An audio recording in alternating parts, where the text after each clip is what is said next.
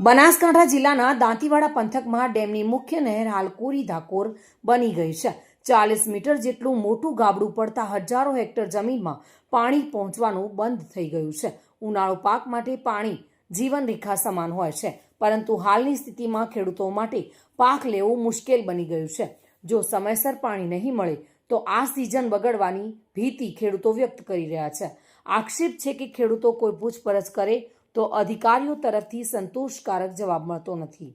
નહેરની યોગ્ય સાફ સફાઈ અને સમારકામ વર્ષોથી ન થતા હોવાના પણ ગંભીર આક્ષેપો સામે આવ્યા છે। હાલ તંત્ર દ્વારા 40 મીટરના ગાબડાને માટી નાખીને પૂરવાના પ્રયત્નો થઈ રહ્યા છે, પરંતુ આવા અસ્થાયી પ્રયાસોથી ભવિષ્યમાં ફરી ગાબડું નહીં પડે તેની કોઈ ખાતરી છે? એવો સવાલ સ્થાનિકોમાં ઉઠી રહ્યો છે। હાલ તો દાંતીવાડા પંથકના ખેડૂતો તંત્ર તરફ આશાભરી નજરે જોઈ રહ્યા છે। સમયસર નહેરનું મજબૂત સમારકામ નહીં થાય તો ઉનાળુ પાકને મોટું નુકસાન થવાની શક્યતા છે। હવે જોવાનું એ રહેશે કે તંત્ર ઝડપથી કાયમી ઉકેલ લાવે છે કે નહીં।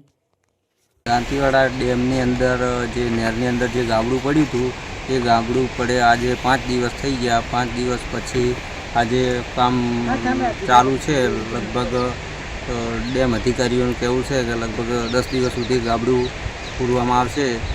જો આ ગાબડું ઝડપી પૂરવામાં નહીં આવે તો ખેડૂતોનો પાક નિષ્ફળ જાય એવી શક્યતા છે। સાહેબ, આ ગાબડાનું જે કામ આજે લગભગ 4 દિવસથી ચાલુ છે।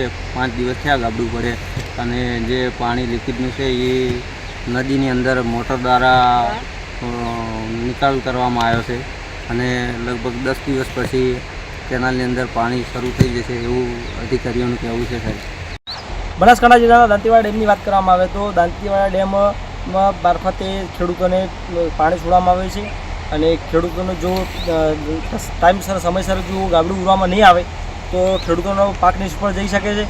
અને આપ જોઈ રહ્યા છો કે આપને લાઈવ બતાવી રહ્યા છે કે ગાબડાનું જે સમારકામ શરૂ છે અત્યારે, પણ જેટલું મોટું જે 40 થી 45 મીટરનું ગાબડું પડ્યું હતું તેનું હજુ સુધી જે સરકાર દ્વારા તંત્ર દ્વારા જે કામ ચાલુ કરવામાં આવ્યું છે એનું અધિકર માટી કામ જ થયું છે, અને જો હજુ સુધી જે એનું કામ કરવાનું છે બાકી છે।